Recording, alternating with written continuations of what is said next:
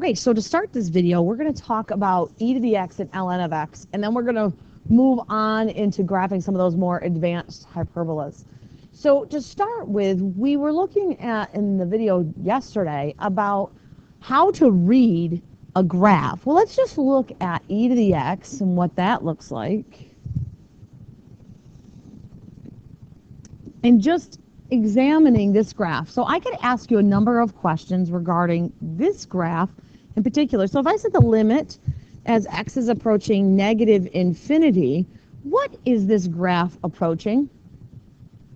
Remember, what that's telling you to do is to look as far to the left as this graph will go, and then examine where on the y value is it hitting. What's the range at that moment? So we're going to look as far to the left and say to ourselves, okay, what is this approaching?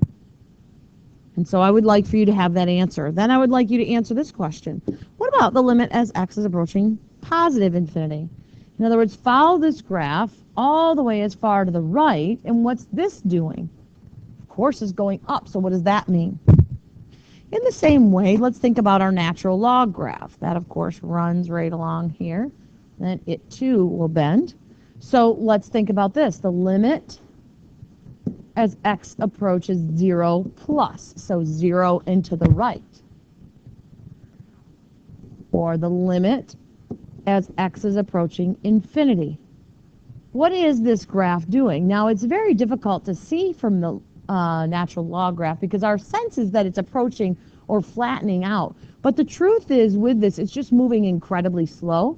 So the answer to that, of course, is infinity. It's just moving at a very slow rate.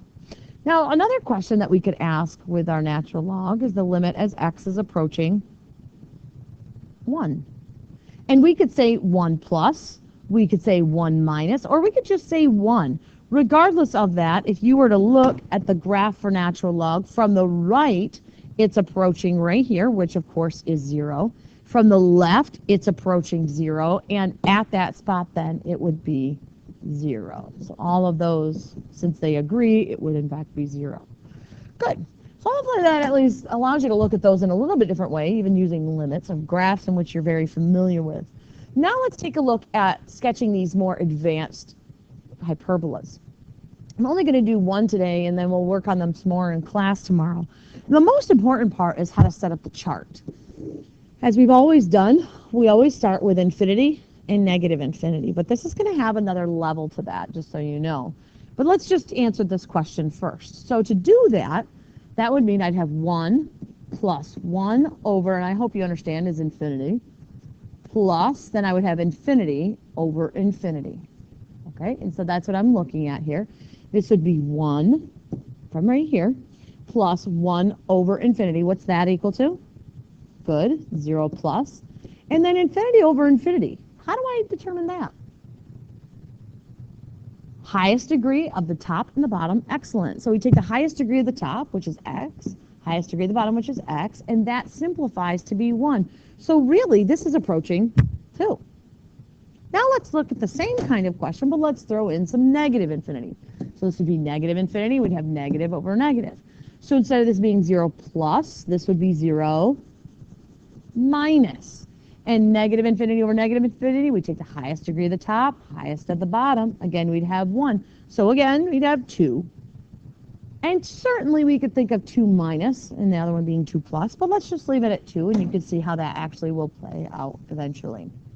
All right, now let's look at the rest. Where do the numbers in the middle come from? Now, normally we only have one fraction. We don't certainly have 3 different terms. So the approach is really still the same idea. We understand that what we have to do is we have to get the, or at least figure out when the denominator is going to be 0. So what makes this equal to 0? Negative 1. And then the number that makes this equal to 0 would be positive 1. So those are the numbers that I'm going to put in here. Remember, though, it is absolutely critical that we are in chronological order. So if it's this positive infinity, then I'm going to start with positive 1. I'm going to do 1 plus, then 1 minus.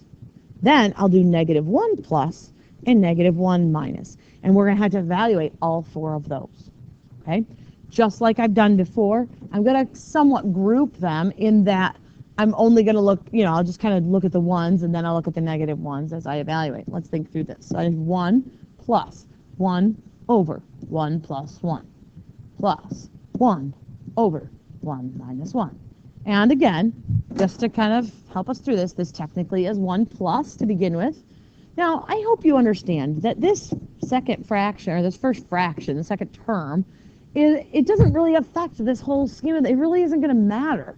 I mean, 1.5, so what? Like, when you're talking about over here where we have 1 over 0 plus, and we're talking about infinity, that is such a minute piece of this that the answer is obviously just going to be infinity.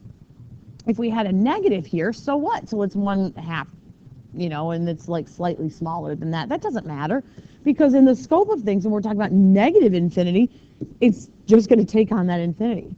The point I'm making is you really don't need to look at all of the fractions. You really only need to look at the one in which is making it undefined. And so when we're looking at this -1, for example, I really don't care about this third term or this first term, because it's really only this one that's going to matter, because that's the one that's going to make it infinity. And so the question for each of them really is this making it positive or negative infinity? Now, since we're plugging in -1 plus, we need to be reminded of what -1 plus actually, what its value is.